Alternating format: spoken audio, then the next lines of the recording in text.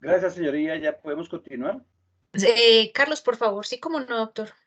Ya podemos continuar, Gracias. doctora. Tiene usted el uso de la palabra, señor defensor. Gracias, señoría. En esta intervención que hace la defensa sobre la solicitud de imposición de medida de aseguramiento solicitada por el ente fiscal, esta es de las contempladas en el artículo 307, literal A, numeral primero, privativa de la libertad en centro penitenciario. La defensa se pronuncia de la siguiente manera. Señoría, desde ya la defensa le solicita a usted de manera muy respetuosa no se imparta y no se imponga medida de aseguramiento de carácter privativo de la libertad, tal como lo sustentó el ente fiscal en contra del ciudadano Aureliano Díaz Hernández, conforme a las siguientes manifestaciones. Ha requerido la Fiscalía General de la Nación, bajo esa disposición del artículo 306, como fundamento de la petición, y es por el hecho de que esta persona ha sido vinculada de manera inicial por el delito de violencia intrafamiliar con la circunstancia de agravación contemplada en el artículo 229, que se tenga que privar de la libertad. Para eso, señoría, la norma procesal penal dispone que efectivamente es el ente fiscal quien tiene que argumentar y sustentar en debida forma dicha petición, no solamente con el ánimo de que se prive de la libertad, sino poniendo en conocimiento todos los elementos que sean requeridos y necesarios para sustentar dicha medida y determinar, indicándole a usted, señora juez constitucional, el por qué esa medida es urgente, por qué es necesaria y por qué efectivamente debe verificarse la correspondiente limitación de la libertad.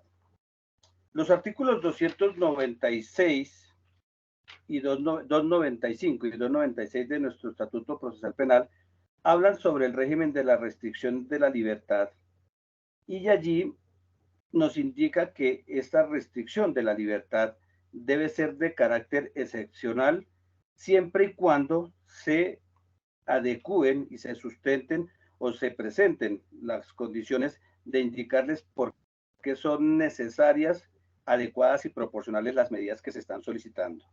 Y efectivamente hay que tener en cuenta también esa finalidad de la restricción de la libertad que contempla el mismo artículo 296, señoría, frente a la condición de verificar si efectivamente esa medida que se está imponiendo es para evitar una obstrucción a la justicia o para asegurar que el imputado comparezca al desarrollo del proceso, para verificar la protección a la comunidad y de las víctimas y para el cumplimiento de la pena. En el día de hoy, señoría, pues se ha sustentado por parte del ente fiscal esta medida, teniendo como referencia una serie de hechos que pudieron haber tenido ocurrencia el día 29 de julio de la presente anualidad, en donde fue capturado el ciudadano Díaz Hernández. Se presenta una serie de documentos que es lo lógico, que fueron los que dieron origen a la captura de esta persona, para que sean tenidos en cuenta frente a esta primera petición. Pero no significa que por esa condición de esa cantidad de elementos que se puedan presentar o que le puedan llevar al señor juez de control de garantías a verificar de que esta persona puede ser autor o posible partícipe de la conducta o responsable de la conducta, porque aquí no la hemos definido todavía ni la vamos a definir, simple y llanamente será para definir una medida de aseguramiento, pues le puedan llevar a ese conocimiento pleno a usted, señor juez constitucional, de si la medida que se pide es la que se requiere o no en un momento determinado como en el que estamos en este momento sustentando. Y ha dicho la Fiscalía General de la Nación que por esa inferencia razonable de participación, tal como lo dispone el artículo 308 y sustentó que la medida tocaba definir la señoría conforme a ese numeral segundo, peligro para la víctima y para la sociedad, y el numeral tercero, que es probable que la persona no comparezca al desarrollo de un proceso a futuro a cumplir de pronto una pena.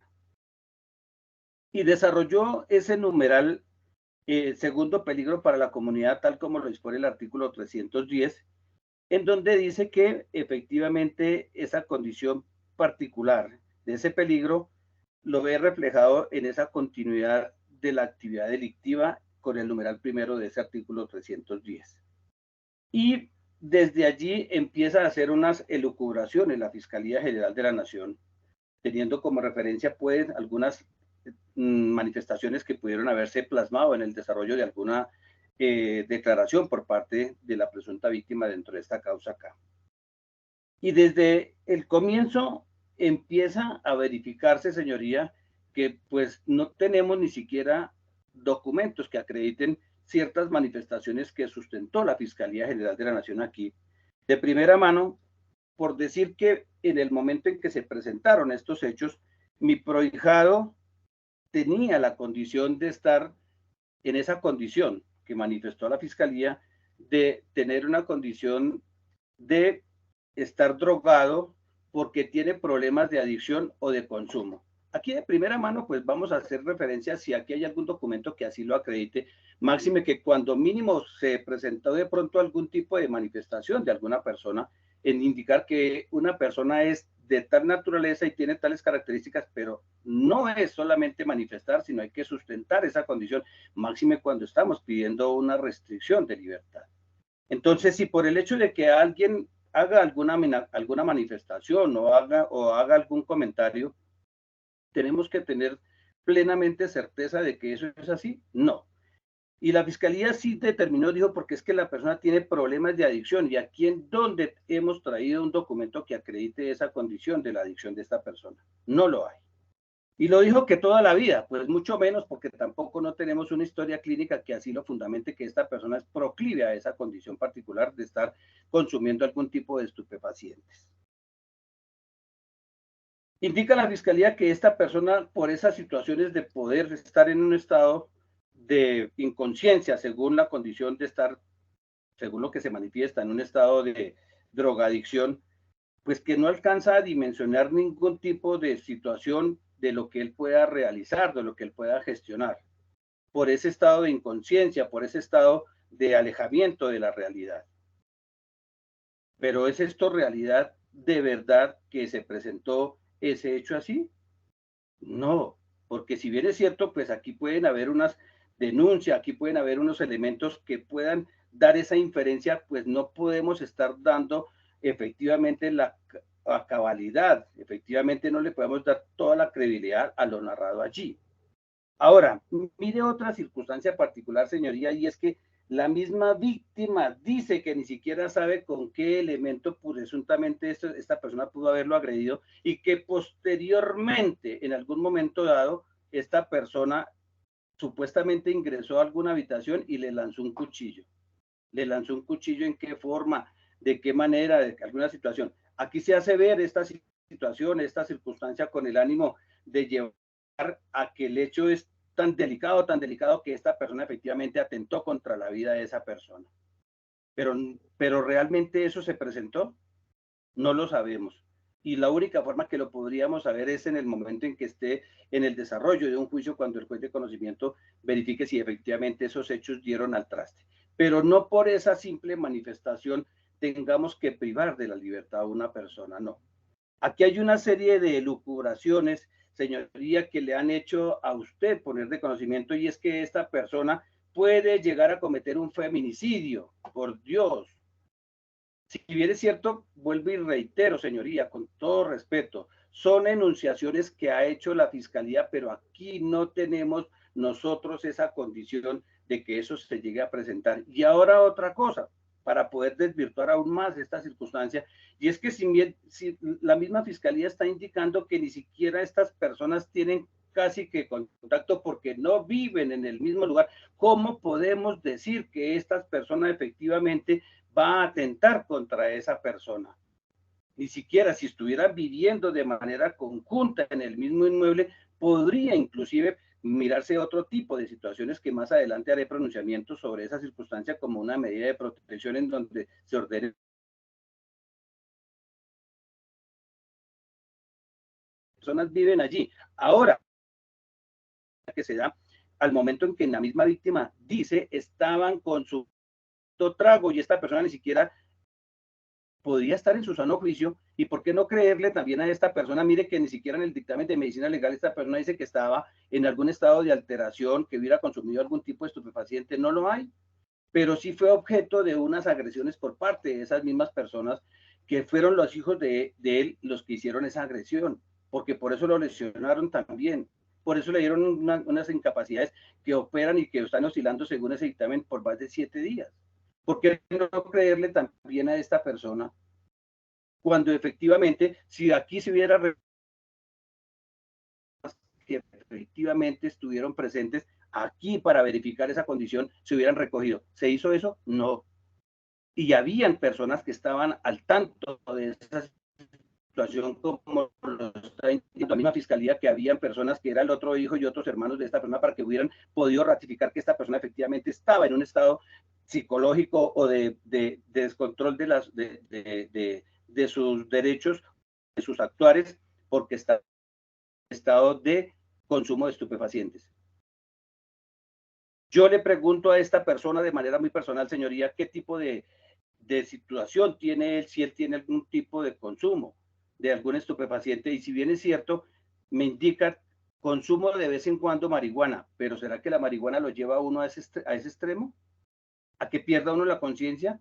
Me parece que no. En lo que conozco, con el debido respeto, señoría, en el trajinar de todos los días, creo que las personas no se fuman un cigarrillo de marihuana con el ánimo de cambiar de mentalidad, de cambiar de idea, de cambiar de querer lesionar a alguna persona, no. Más bien por el contrario, aquí lo que se ve es una circunstancia particular, y es que entre estas personas ya hay rencillas, circunstancias de antecedentes, señoría, y me refiere también mi prohijado, porque yo cuido a mi mamá y porque yo soy el que administro todo, ellos quieren quedarse con las circunstancias de mi casa. Esas son situaciones que, si bien es cierto, son manifestaciones que me da mi representado, también son las mismas manifestaciones que pueden haber dicho la fiscalía, haberle dicho a la fiscalía las mismas víctimas, que es que el señor consume estupefacientes. Y por eso fue que se inició esa circunstancia. Ahora, otra circunstancia, señoría. Dice la fiscalía que la medida que se requiere es urgente y necesaria porque es una conducta que, por su condición de dimensionar los hechos, debe protegerse de manera amplia y necesaria a la víctima dentro de esta causa. Sabemos que todas las víctimas merecen su respeto. Sabemos que se tienen que respetar, obviamente, esas condiciones de que nadie tenga que agredir a ninguno, porque eso no es la condición de un núcleo familiar. Pero aquí hay circunstancias, señoría, que efectivamente sustenta la fiscalía con decir, es que es probable que esta persona, así como es probable, puede ser no probable que esta persona vuelva a atentar contra esta persona. Y nótese aún más, señoría, es que si esta persona fuere proclive a estar en esta condición de que estuviera violentando a la familia, ¿por qué no existen ni siquiera otros procesos de carácter investigativo en contra de esta persona para decir que está vinculado por los mismos hechos, cuando se ha narrado aquí, cuando se le ha dicho que esto viene de tiempo atrás, de toda la vida? No existen. Si bien es cierto, es deber de las víctimas que tienen dentro de un proceso hacer las correspondientes denuncias en sus oportunidades, porque es el deber, pues tampoco no puedo creer que por esa circunstancia, por el hecho de ser el papá o de ser el familiar, las demás víctimas no lo hayan hecho. No. Y aquí se está anunciando que no tiene ni siquiera una anotación. De pronto es la primera circunstancia que se pudo haber presentado en el desarrollo de ese núcleo familiar en estas discordias. Pero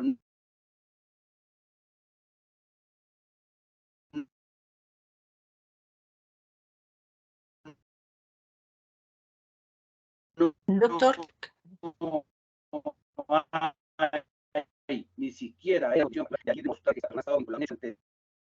por eso, ni siquiera, es más, la misma Fiscalía General de la Nación sustenta, ni siquiera tuvimos la oportunidad de escuchar esa condición particular, tal como lo dispone el parágrafo segundo adicionado por la ley 1760 del 2015 del artículo 307, en donde ni siquiera se sustentó por parte del ente fiscal porque ninguna de las medidas no privativas de la libertad pueden proceder en este caso. Ahora, como mínimo, señoría, como mínimo, en última instancia, si fuera del caso que se tuviera que poner algún tipo de restricción, sería una de las contempladas en la ley 1257, señoría, frente a medidas de protección. Nótese que ni siquiera esta persona tiene una medida de protección anterior para decir que efectivamente ya se había vinculado en un proceso. No lo hay. Entonces, no habiendo ni siquiera una condición particular de esa naturaleza, ¿cómo podemos ponerle una medida de aseguramiento y no se ha sustentado ninguna de esas no privativas de la libertad por el ente fiscal? Luego queda su sustentación sin ese respaldo para poder imponer esa medida de aseguramiento. Y llama la atención también, señoría, la defensa y ruega de sus honorables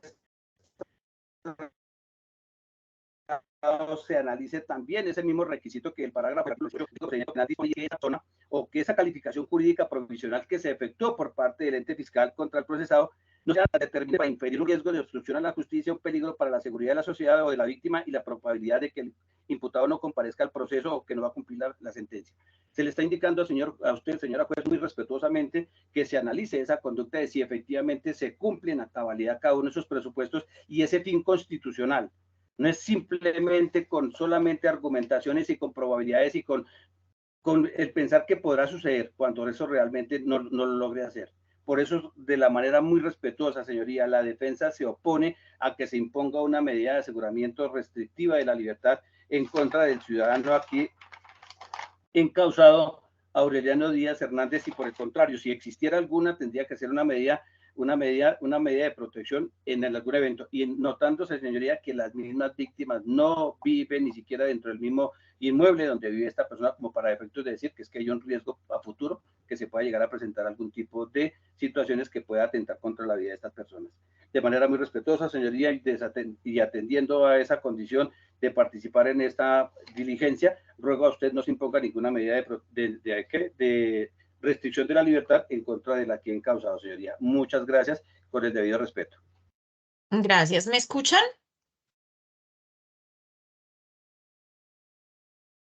¿Me escuchan?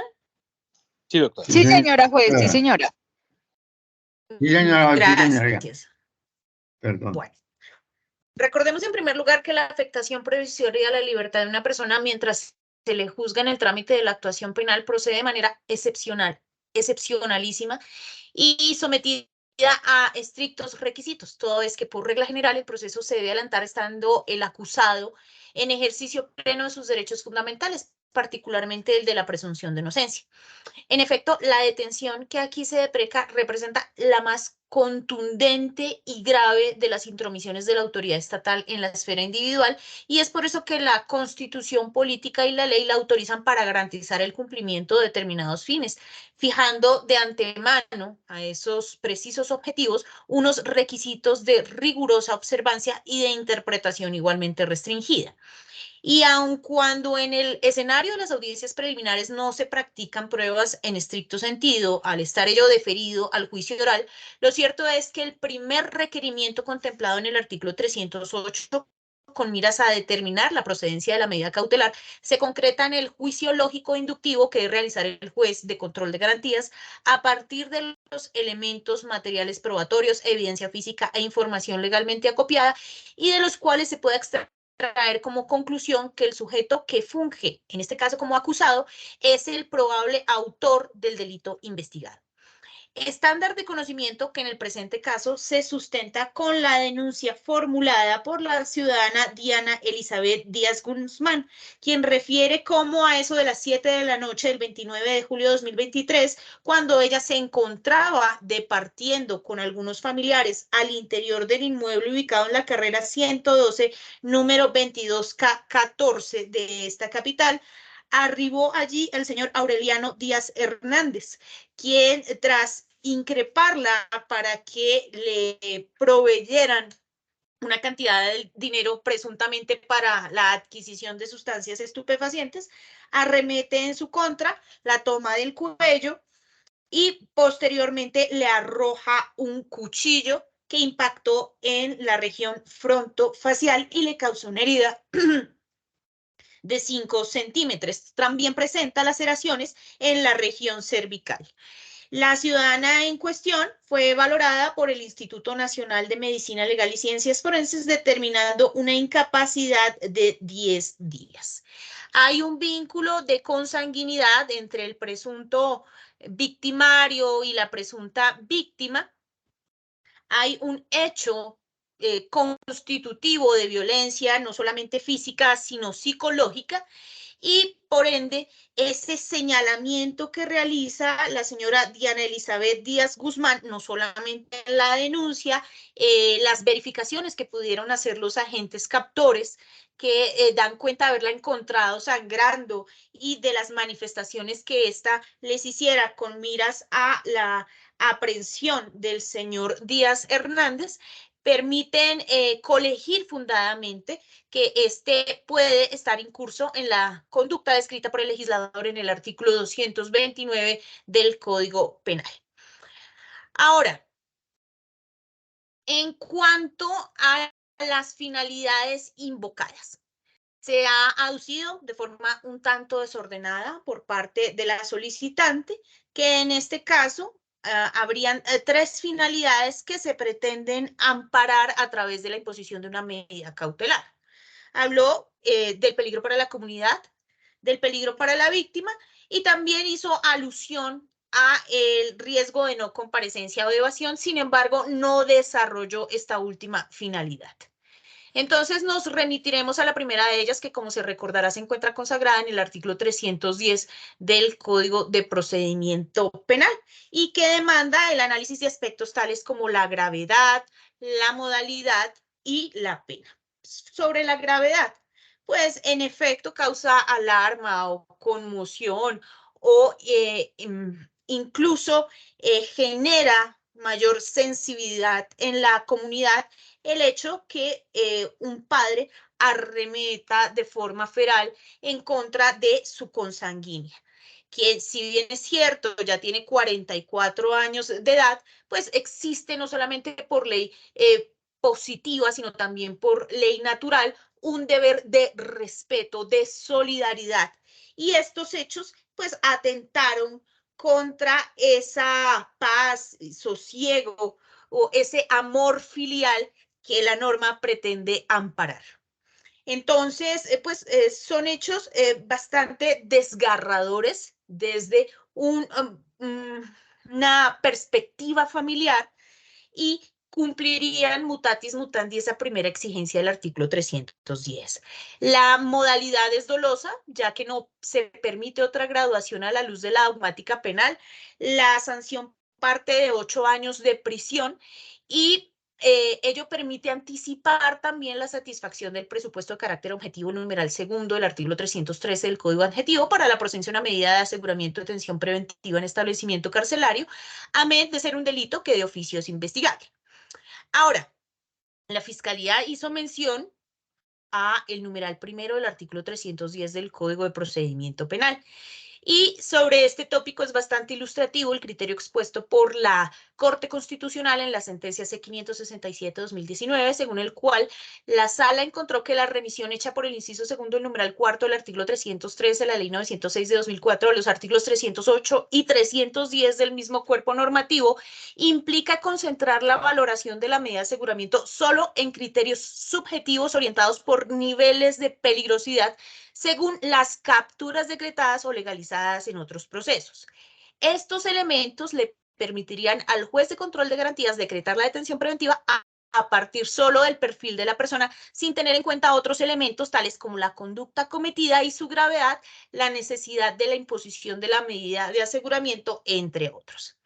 Entonces, la señora fiscal adujo que este numeral se aplicaba a la específica situación del señor Díaz Hernández, pues aunque reconoce que no tiene reportes en el sistema misional SPOA, ni tampoco sentencias de carácter condenatorio, en su sentir, pues sí existe esa posibilidad de reincidir o repetir la conducta que sanciona el legislador. No obstante, ella asevera que fue por ese amor filial o porque se trataba de su propio padre que la señora Diana Elizabeth Díaz Guzmán no había puesto en conocimiento de las autoridades esos otros presuntos episodios en los que había sido, al parecer, avasallada por el acusado Aureliano Díaz Hernández. No obstante, de la lectura detenida de esa denuncia no se advierte que pueda elaborarse o extraerse tal conclusión. Cuando el funcionario de policía judicial le pregunta si de alguna forma se ha sentido intimidada, manipulada, humillada o aislada o víctima de alguna otra conducta que le genere perjuicio de su salud psicológica, manifestó que no. En otra de las preguntas dice que con anterioridad solo habían tenido desavenencias o controversias que habrían llevado a que Aureliano Díaz Hernández la maltratara verbalmente, que era la primera vez que su progenitor se atrevía a agredirla físicamente. Entonces, pues no es por ese temor filial que la señora Diana Elizabeth Díaz Guzmán se habría abstenido de denunciarlo. Tal vez consideró que no tenían la entidad suficiente como para poner en marcha el aparato jurisdiccional. Pero en estricto sentido, no se da esa continuación de la actividad delictiva. Porque esas aseveraciones que hace la señora fiscal no se soportan, como ya lo advertí, en ninguna prueba, ni remite esa afirmación a un medio de convicción específico. No se ofrece alguna explicación. Y esta tampoco, como ya lo analicé, se revela cierta por sí misma. No cuenta con argumentos o elementos que la respalden, desconociendo de esta manera el principio lógico de razón suficiente, según el cual ningún hecho o enunciación puede existir o ser verdadero sin que haya una causa que lo escude, ya que, como lo dijo la Sala Casacional Penal de la Corte Suprema de Justicia, no es posible aceptar nada como artículo de fe, sino que es necesario demostrarlo y fundamentarlo todo.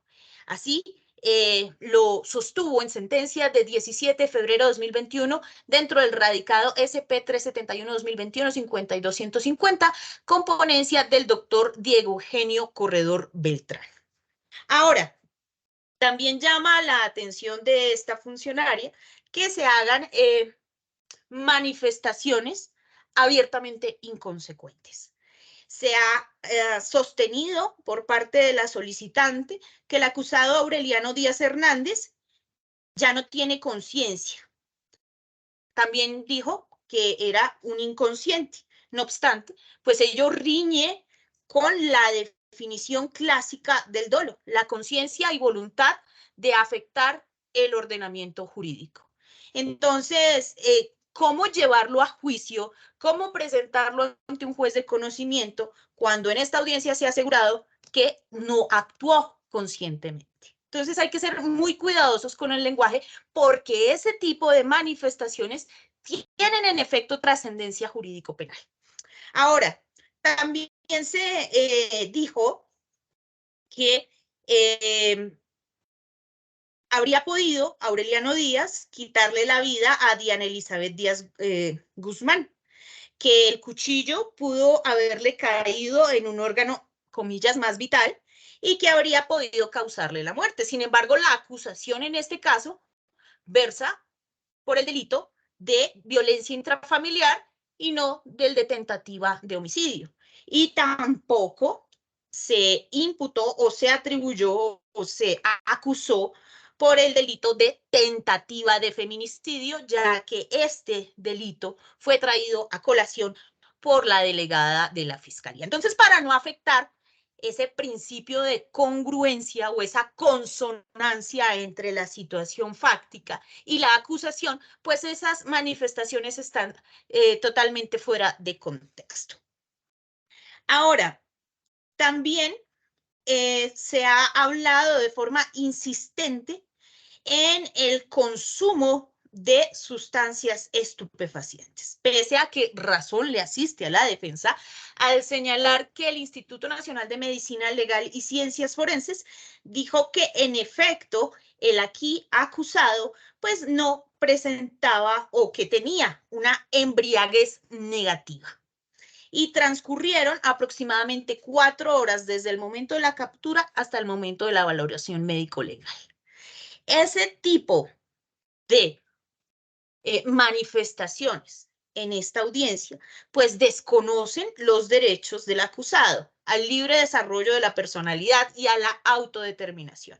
Consumir sustancias estupefacientes no es un delito en nuestro país. Consumir sustancias estupefacientes no llevan per se a la judicatura a concluir que la libertad de una persona es riesgosa para los intereses colectivos. No está sancionado por el legislador, está permitido y no se puede juzgar a una persona por la forma de conducir su vida o por situaciones que más corresponden a un problema de salud pública. Entonces, el suponer que porque presuntamente consume sustancias estupefacientes, como lo dijo en su momento la denunciante, es afectar no solamente a ese derecho invaluable en nuestro ordenamiento positivo, cuál es el de la presunción de inocencia, y otro también de raigambre penal, el derecho penal de acto y no de autor. Entonces, si es la propia denunciante quien manifestó que desde que tiene uso de razón, tiene conocimiento que su progenitor consume sustancias estupefacientes, que su abuela presuntamente le habría contado que lo hace desde que tiene 12 años de edad y hasta ahora se presentan este tipo de hechos, implica que no tiene una relación directa con el resultado que sanciona el legislador. Remitámonos entonces a otra de las hipótesis o criterios de peligrosidad del artículo 310, la utilización de armas de fuego o armas blancas. Y en este punto, pues sí, para darle alcance a los cuestionamientos que formula la defensa, adviértase que Diana Elizabeth asegura, y esa manifestación se entiende vertida bajo la gravedad del juramento, que fue con un elemento de esta índole que se le causó la lesión en la región frontofacial.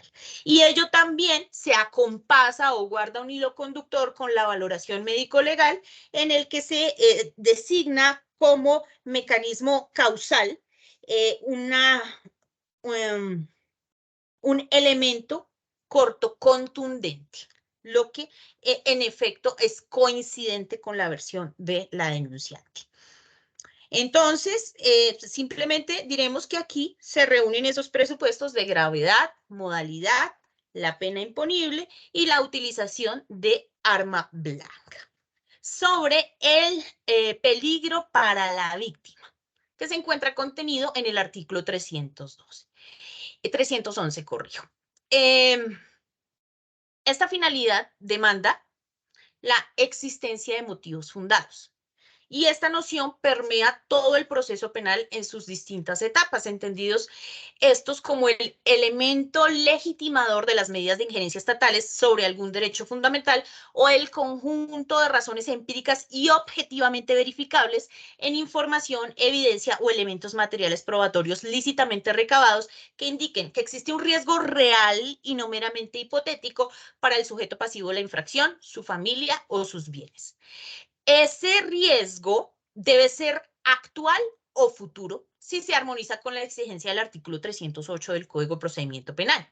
Y en apoyo de tal acerto es pertinente traer a colación el criterio expuesto por la Corte Constitucional en la sentencia C695 de 2013, según el cual para el legislador el peligro está determinado en cuanto se pueda atentar de nuevo contra otros bienes jurídicos tutelados de la víctima, su familia o sus bienes.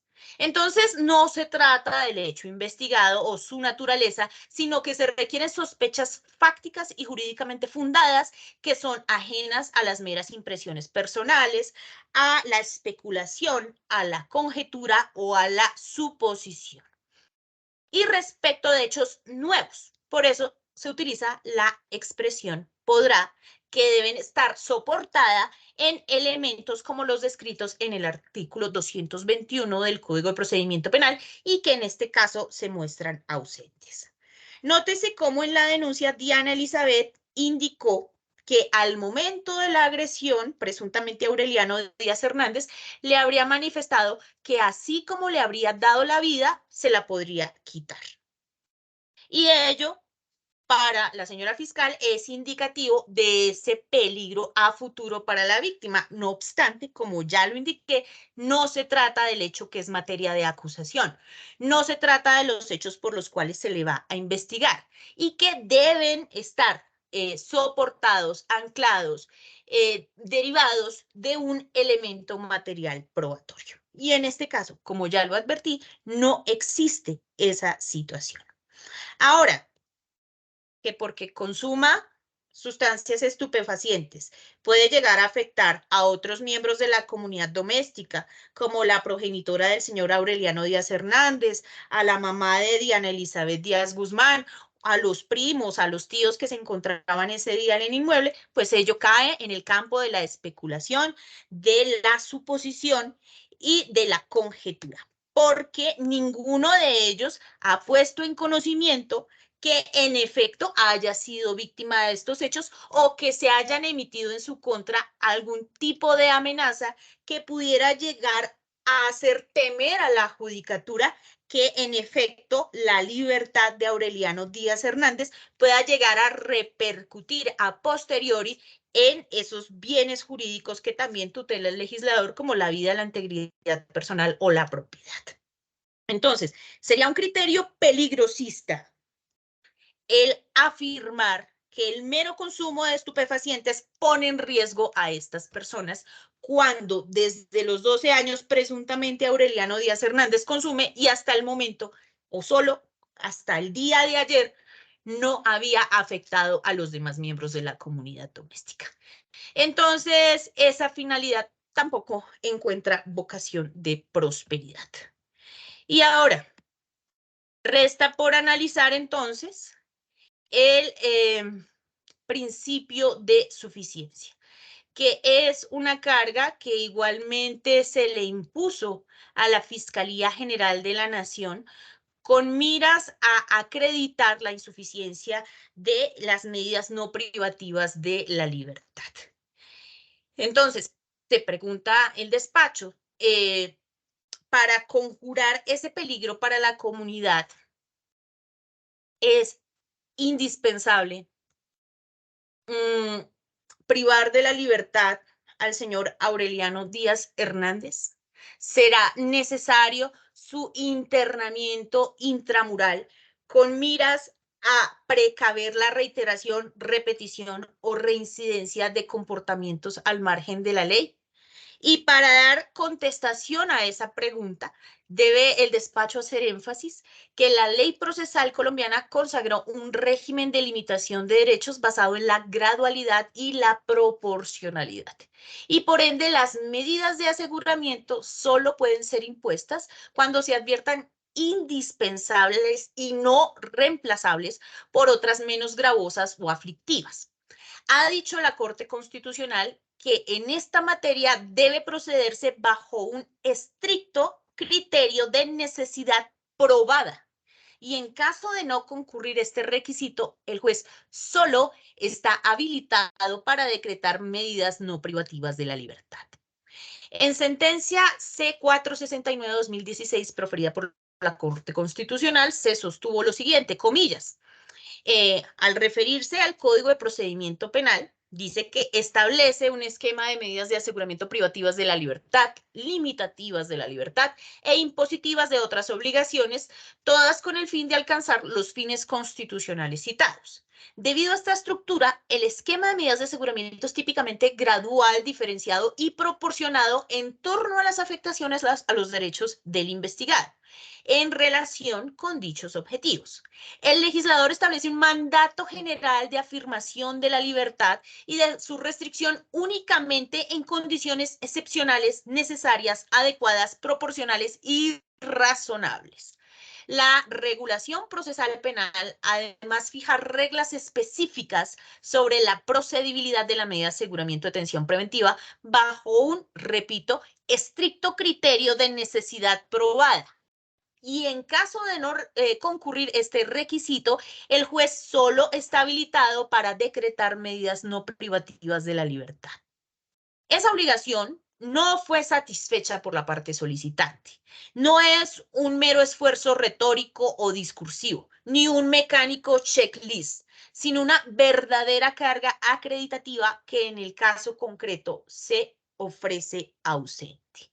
Entonces, esa tensión existente entre intereses estatales y derechos fundamentales, pues no se soluciona apelando a una potencialidad de feminicidio que en este caso no se encuentra acreditada y porque sobre esa conducta no se acusó y tampoco se darían los presupuestos, ni tampoco apelando a el riesgo en el que están los demás miembros de la comunidad doméstica, porque tampoco hay nada que lo acredite, sino aplicando directamente la Constitución y la ley, que son las que suministran al operador judicial las herramientas de ponderación adecuadas con miras a garantizar las finalidades de las medidas cautelares con un rasero antropocéntrico excepcional y intuitivo.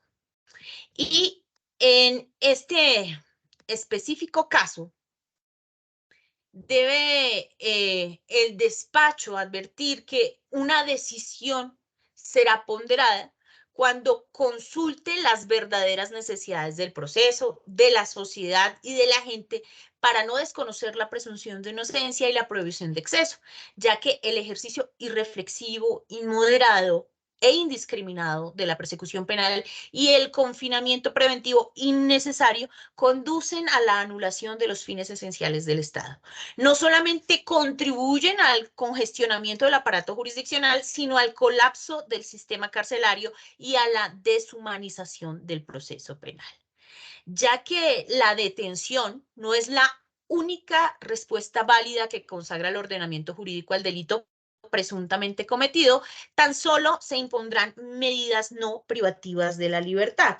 Concretamente, las descritas en el numeral cuarto del literal B del artículo 307, la obligación de observar buena conducta individual, familiar y social con especificación de la misma y su relación del hecho. Es apenas una emanación del mandato constitucional que obliga a respetar los derechos ajenos y no abusar de los propios. Y también la medida descrita en el numeral séptimo del literal B, la prohibición de comunicarse con determinadas personas, específicamente con la señora Diana Elizabeth Díaz Guzmán. Deberá abstenerse de concurrir a los sitios en los que se encuentre su hija, porque si en efecto el temor de la fiscalía es que pueda llegar a afectarla, pues con esa medida no privativa de la libertad se estaría conjurando ese hipotético riesgo y no estaría afectándose pues ese derecho a la defensa. Entonces, recapitulando, no se puede juzgar a una persona por el mero consumo de sustancias estupefacientes porque eso hace parte de su esfera íntima, de su esfera individual, de su derecho a la autodeterminación y al libre desarrollo de la personalidad. En este caso, no hay una relación directa o clara con ese presunto consumo de sustancias estupefacientes y el delito investigado, tal como se extrae de la valoración médico-legal. Y porque durante todos estos años, según afirma la propia denunciante, pues no habría ocasionado hechos relevantes de violencia que pudieran llegar a enmarcarse en la descripción del artículo 229 del Código Penal. Porque ese peligro para otros miembros de la comunidad doméstica es meramente especulativo, es conjetural y es una suposición que no se encuentra relacionada con un elemento material probatorio o no está anclado a un principio de razón suficiente. Y porque en este caso, como lo indicó la Corte Constitucional en sentencia C-1198-2008, no se puede privar de la libertad a una persona simplemente por la gravedad de la conducta. Porque en este caso, pues juega un papel preponderante esa ponderación que realiza el operador judicial, que incluso se incorporó al propio texto legal cuando obliga al juez de control de garantías a analizar si a futuro una medida privativa de la libertad puede llegar a generar efectos y en este caso, pues no se da ese presupuesto como para aplicar ese carácter excepcional de la detención preventiva en establecimiento de reclusión. Entonces se restablecerá el derecho a la libertad de Aureliano Díaz Hernández previa suscripción de la diligencia del compromiso en la que se obligue a observar buena conducta y abstenerse de acercarse o de tener contacto o comunicarse con Diana Elizabeth Díaz Guzmán. Esta decisión se notifica en estrados y contra ella proceden los recursos de ley. Por la Fiscalía. Sin recurso, señora juez. Por la defensa. Conforme con la decisión sin recursos, señora juez. No siendo otro el objeto de la presente diligencia, dejamos constancia que ellas han respetado y mantenido incólumes los derechos y garantías de cada uno de los intervinientes y la damos por concluida siendo las 9:31 de la noche. En contados minutos estará arribando al correo de la señora fiscal y tanto del personal custodio la respectiva boleta de libertad. Muchas gracias.